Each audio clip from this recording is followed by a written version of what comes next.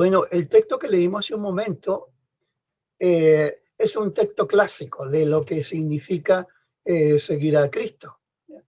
Y Jesús lo dijo: si alguno quiere venir en pos de mí, niéguese a sí mismo, tome su cruz y sígame. De ese texto yo quiero compartir.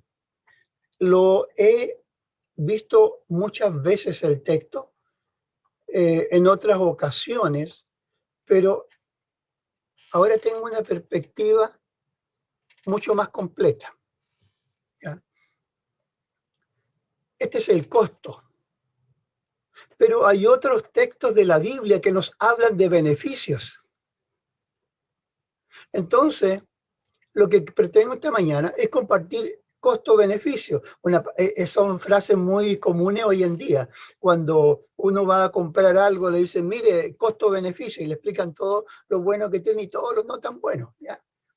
Bueno, en la Biblia encontramos estos textos que hablan de una renuncia absoluta a sí mismo para tomar la causa de Cristo y la persona de Cristo, más que la causa de la persona de Cristo. Y pareciera que ese costo es tan alto que algunas personas llegan hasta ahí, como el joven rico. Jesús le dijo, vende todo lo que tiene y dáselo a los pobres. Hasta ahí llegó su interés espiritual. ¿Ya?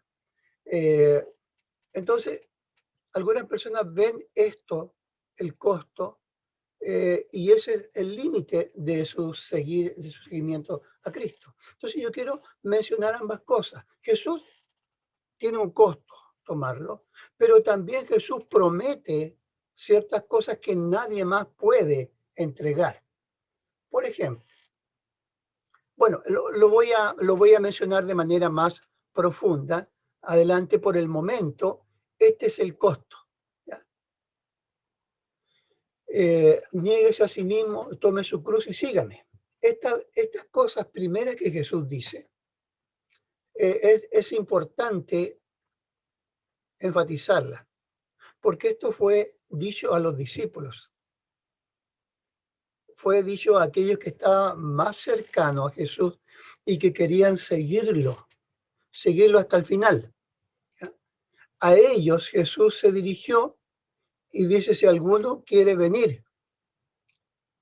Menciono esto, si alguno, porque depende también, bueno, no sé si esto es una dependencia, es una condición, pero Dios en su misericordia lo hace público a todo aquel que quiere ser discípulo de Jesús.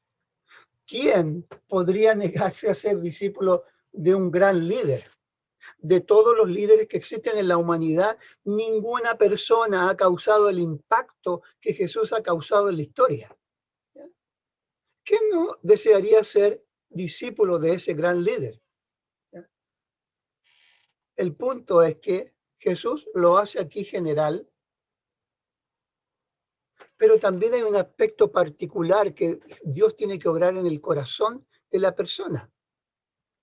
Pero nadie puede excusarse, diciendo que, bueno, Jesús no lo tocó y por eso él no le siguió, como diciendo, haciendo toda la responsabilidad dada a Cristo y no al llamado que él está haciendo y que demanda una decisión de su voluntad. Y si demanda una decisión de su voluntad, eso lo hace responsable de ir, obedecer o rechazar. Entonces Jesús hace esto. Siempre encontramos esta doble realidad. Esta doble realidad. Jesús dice, a ver, venid a mí todos los que estáis trabajados y cargados. La, la invitación es general, es universal. Pero después dice él que hay que llevar su yugo. Bueno, ahí se hace más particular. De tal manera amó Dios al mundo, a Dios amó al mundo, para que todo aquel que en él cree no se pierda. Ahí se hace más particular. Aquí ocurre algo similar. ¿Ya? Jesús, en su gracia, invita a ser discípulo. Y es Es una decisión honesta que Jesús quiere que tomemos delante de Él.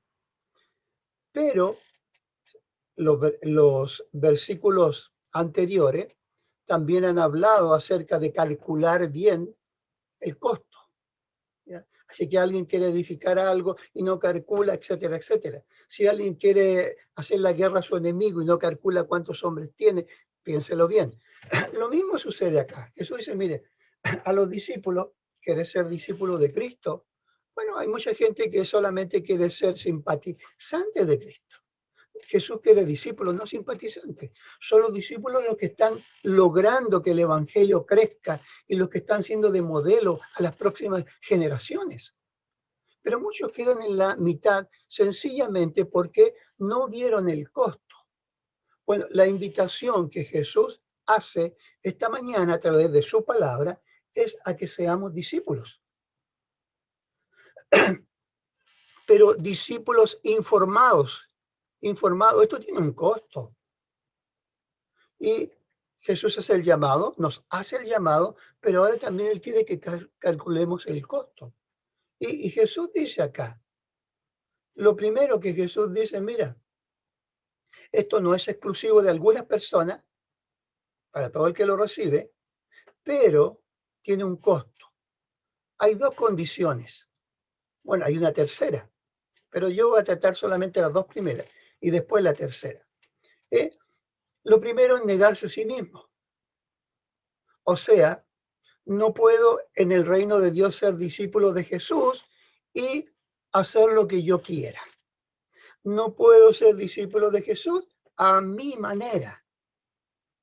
Porque de lo contrario, si lo hago a mi manera o como yo quiero, voy a tener que guillotinar algunos textos de la Biblia. Y es lo que hacen muchas personas a veces.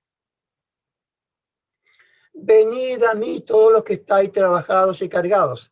Oh, y lo subrayamos con color, hermoso pasaje. Jesús nos llama a descansar en él. Epa. Pero hay otro texto que sigue a continuación y dice que debemos llevar su yugo y aprender de él. Bueno, eso no está subrayado muchas veces en las Biblias. Pero lo primero, las promesas, sí. Entonces tenemos Biblias guillotinadas, ¿ya? Donde se destacan algunos textos que son agradables, que son promesas, y es más, se reclaman esos textos como cumplimiento de Dios y su fidelidad a nosotros. Pero nos olvidamos de el costo.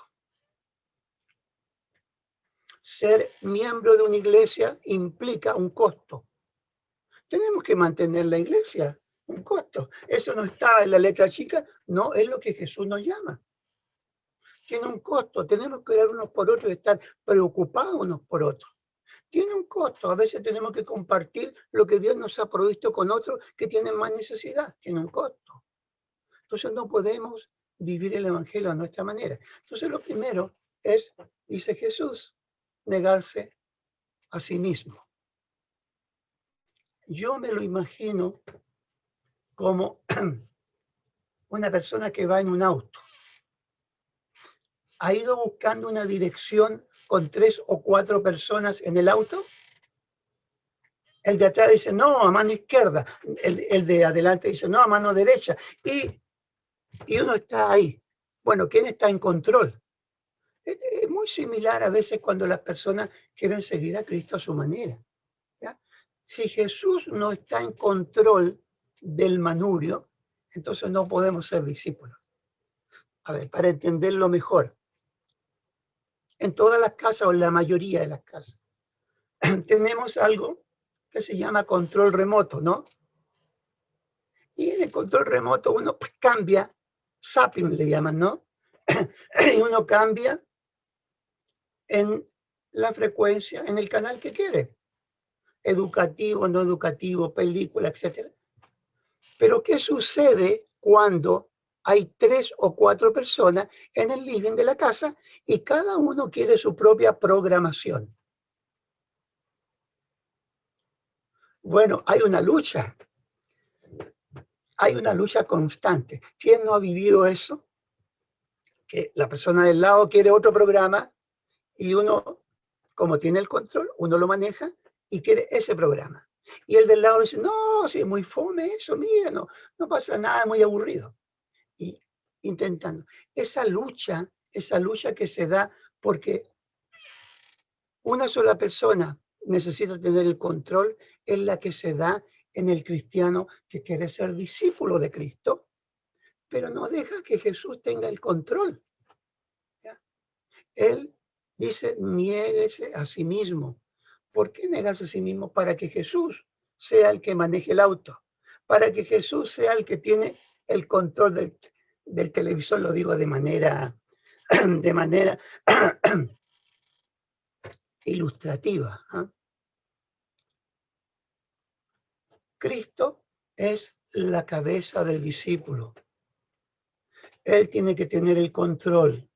De lo contrario, usted y yo vamos a tener conflictos internos. Conflictos internos cuando se enfrentan dos valores, el valor de Cristo y el mío. Si no obedecemos a Cristo, vamos a perpetuar un falso discipulado. Un discípulo que hace lo que quiere, un discípulo que en algunas cosas obedece y en otras que están claras en la Biblia, no, la interpreta a su manera. Tenemos que negarnos a nosotros mismos si queremos ser discípulos. De otra manera, no funciona. Así que primera cosa, no es exclusivo. Fue dirigido a todos. Y lo segundo es que hay condiciones para ser discípulos. Y la primera es negarse a sí mismo. ¿Ya? Negarse a sí mismo. Pero eso Jesús lo dijo, negarse a sí mismo. Bueno, ¿y qué hago ahora? Es como un niño que tiene en su mano un cuchillo y uno dice, no, deme el cuchillo. Le quita el cuchillo y se pone a llorar. Entonces uno inteligentemente le dice, no, deme el cuchillo, se lo cambio por esta galleta. Ah, y él queda feliz. Lo que está haciendo Jesús acá es algo similar, creo yo. Niégate a ti mismo. Bueno, ¿y ahora qué hago? Bueno, toma la cruz. Pareciera que el segundo requisito, uno esperaría algo más dulce. Pero si niégate a ti mismo, bueno, qué bueno, me niego. Pero ahora tienes que tomar la cruz. ¿Cuál cruz? Bueno, la cruz es un instrumento de muerte. Es un instrumento de muerte. Y es muy interesante cómo los cristianos de ese instrumento de muerte hemos hecho un instrumento de adorno. Entonces andamos con la cruz aquí en el pecho, algunos la tienen de oro, otros de plata, etcétera. Otros de adornito así más barato, ¿no? Pero no es la idea esa de Cristo. Tome su cruz, no significa que usted ha de hacerse un crucifijo y andarlo usando en su pecho, andarlo mostrando. Cuando Jesús dice eso, significa lo mismo que ha dicho anteriormente, es morir a mí. Y ahora asumo la cruz de Cristo, asumo que la existencia que voy a tener va a ser a la luz de lo que Él es. Hemos perdido hasta cierto punto, creo yo, el concepto, la imagen de lo que esto significa al hacer algo que es más un lujo, que una condición del discipulado. Adornamos la iglesia con una cruz. A ver si, para entenderlo mejor.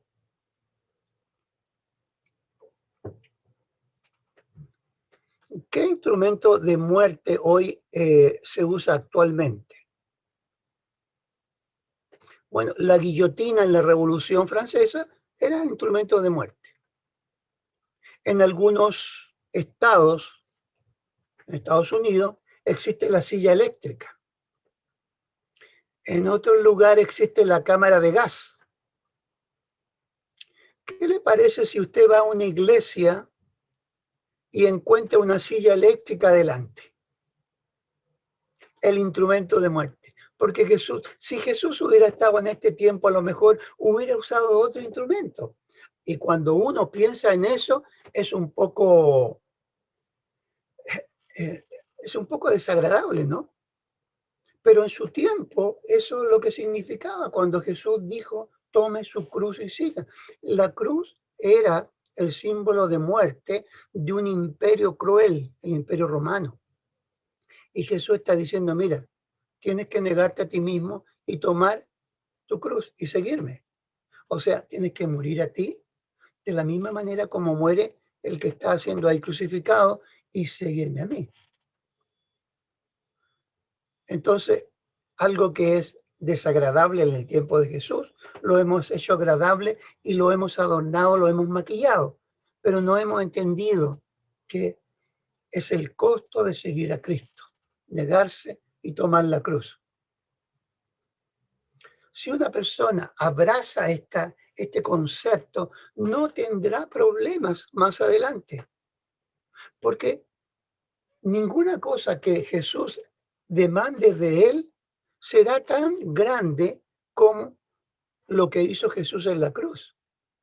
Y la persona lo tomaría como que está viviendo una vida prestada. No, si yo estoy muerto y ahora estoy viviendo la vida en Cristo. Cualquier costo que hubiera en el camino sería menor al costo que Jesús tuvo que pagar por nosotros. Cuando se tiene en mente eso, que tomar la cruz significa aceptar el sacrificio de Cristo y vivir, morir a mí mismo y comenzar a vivir la vida en Cristo, entonces ningún costo después es tan grande como ese. Es lo que Jesús quiere ilustrar cuando dice, miren, el que creyere y fuere bautizado. Bueno, el bautismo está simbolizando externamente lo que ha ocurrido en nuestra vida. Hemos muerto en Cristo, en la cruz, y hemos resucitado en la resurrección de Cristo. Bueno, eso es lo que todo cristiano debe tener claro para ser discípulo. Y luego Jesús dice,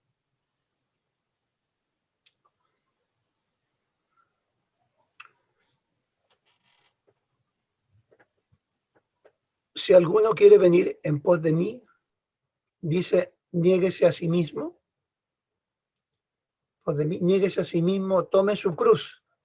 Bueno, y ahora sí puede seguir al Señor. Esta tercera condición es más que nada es una conclusión de las dos anteriores. Si la persona obedece el llamado, se niega a sí mismo, encuentra que hay valores que él ha aceptado, pero que no son valores y van contra la cruz de Cristo, los deja a un lado, se niega a sí mismo y toma la cruz para ahora vivir la vida de Cristo. Entonces ahora recién esta persona está graduada para ser un seguidor de Cristo. Porque todas las personas que quisieron seguir a Jesús y no entendieron el costo que daron en el camino. ¿Se acuerda? Hay un pasaje donde aparecen tres personas que quieren ser discípulos de Jesús. Uno dice, mira, Jesús, te seguiré a donde quiera que vayas, pero antes voy a hacer tal cosa. El otro dice, mira, yo también te voy a seguir, pero tengo un familiar y voy a esperar que muera y después te sigo a ti. Otro, y así. Esas personas no estuvieron dispuestos a pagar el costo. Entonces, todo aquel que no está dispuesto a pagar el costo va a quedar en el camino. Y cuando lleguemos a la presencia del Señor, tendremos que dar cuenta de eso. Entonces, recién a esta altura está la tercera condición. Ahí Jesús dice, sígueme. Ahora, solo tiene sentido seguir a Jesús, como dije anteriormente, cuando Él está al volante, cuando estamos quietos a su presencia. Entonces, ¿por qué Él ocupa el primer lugar? y entonces todas las demás cosas tienen sentido, toman su ubicación. A mí me extraña cómo a veces personas que dicen ser discípulos, seguir a Jesús, y Jesús es su cabeza, tienen problemas con la autoridad. Si Jesús está a la cabeza de las personas, no debería haber problemas con la autoridad. Me llama eso la atención. Luchan por no reconocer autoridad, ya sea espiritual o civil. Se debe decir mucho más del costo esto, ¿ya? Porque dice, sígueme. Significa que va a afectar los frutos, va a afectar mis relaciones, porque dice, mira, ámense unos a otros. Ahí hay un costo. Y a veces al momento voy a tener que dejar mi propio egoísmo. ¿Ya? Va a chocar con mi egoísmo. ¿Le parece a usted? ¿Cuál de estos costos le parece más difícil de cumplir? Estos costos que menciona Jesús, ¿son públicos?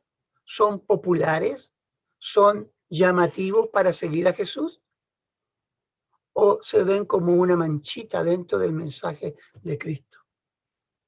En una cultura y en una sociedad como la nuestra, sin duda que esto no es popular.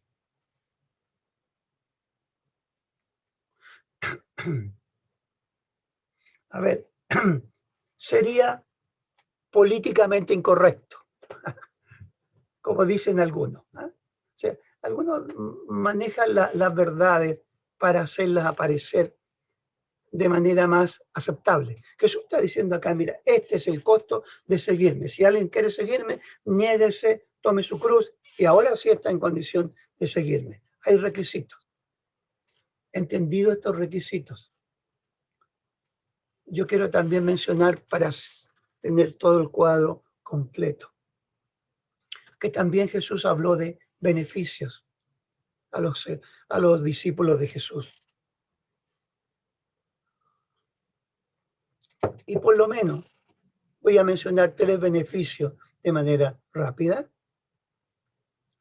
El primer beneficio a sus discípulos es: el que me ama, mi palabra guardará, mi Padre lo amará, vendremos a él y haremos morada en él. El primer beneficio a sus discípulos que le siguen es que tienen una relación personal, íntima con Dios. Él viene a morar en el interior de ellos. Es tener presente la vida.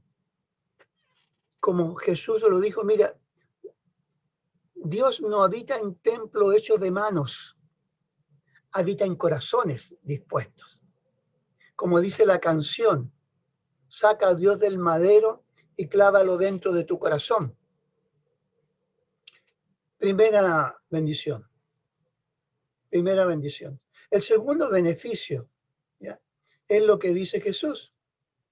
Dice que Él vino para satisfacer, dice, yo he venido para que tengan vida y vida en abundancia.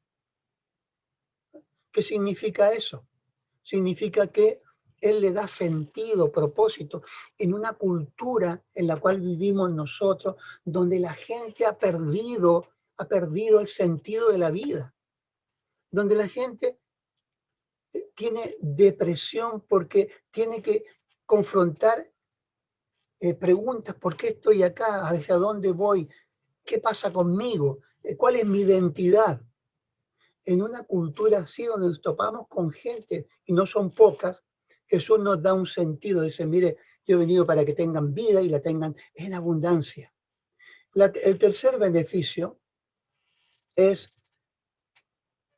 el que cree en mí, las obras que yo hago, él también las hará y aún mayores hará, porque yo voy al Padre. Jesús, si somos discípulos, él también quiere que llevemos frutos cristianos. ¿Ya? Mire, dice Jesús, todo lo que pides al Padre en mi nombre, yo lo haré. Todo lo que pides al Padre en mi nombre, lo haré. Entonces, Jesús dice, Pídeme y te daré por herencia a las naciones y como posesión tuya los confines de la tierra. Entonces, cuando seguimos a Cristo, queremos ser sus discípulos. Jesús demanda algo de nosotros, pero Jesús también en su gracia y misericordia él no necesita ofrecernos algo. Pero mire, también Él nos dice que va a haber compañía, nos dice que va a haber una vida con frutos, con resultados, nos dice también que va a haber respuesta a las oraciones, pero también hay un costo. Y ese costo es el que este año muchos de nosotros vamos a experimentar. Si hacemos discípulos y el discípulo, la persona que está cercana a nosotros, tiene una dificultad a las 3 de la mañana y nos llama porque de toda la sociedad el único que se ve confiable y que hay un amor sincero, un afecto sincero, eres tú, a las 3 de la mañana, ¿qué vas a hacer? Eso es un costo. Nos hacemos, cuando amamos a una persona, nos acercamos a una persona para hacerle discípulo, nos hacemos vulnerables. Y esa vulnerabilidad muchas veces las personas la quieren evitar y ponen barreras, ¿ya? Delante.